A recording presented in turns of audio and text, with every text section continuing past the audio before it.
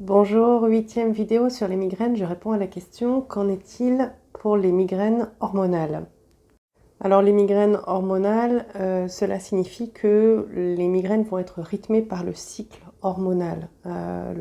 Souvent elles vont survenir dans la période prémenstruelle ou au moment de l'ovulation, ça dépend des femmes, ou encore au moment des règles.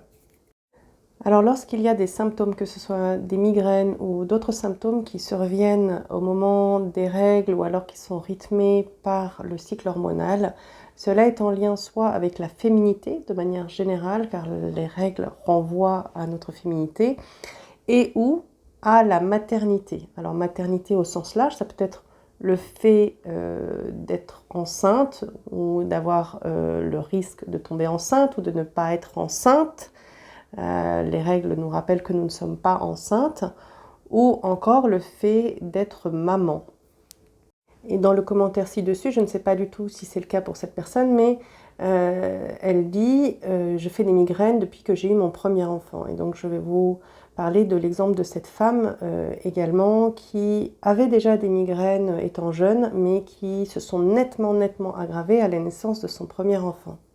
Et en fait, le ressenti de cette femme, c'est qu'elle voudrait tout contrôler, elle voudrait tout vérifier, elle voudrait tout maîtriser dans la vie de son enfant pour lui éviter d'avoir des problèmes et pour lui éviter de souffrir.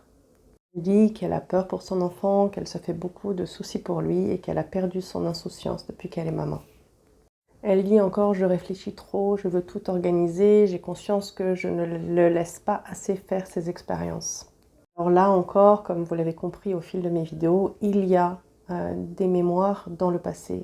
Sa sœur avait des soucis à l'école, elle était harcelée, puis adolescente, elle a fait une tentative de suicide. Donc cette femme a peur pour l'autre, a peur qu'il arrive quelque chose à l'autre, et du coup elle veut pouvoir contrôler, être là pour éviter que l'autre souffre.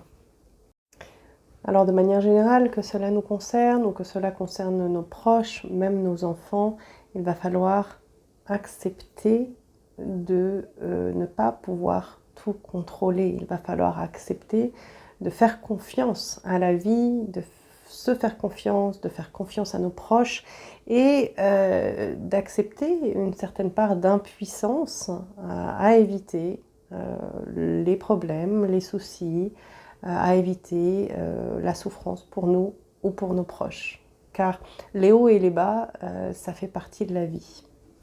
Et c'est comme ça qu'on grandit, qu'on mature, qu'on apprend, qu'on évolue.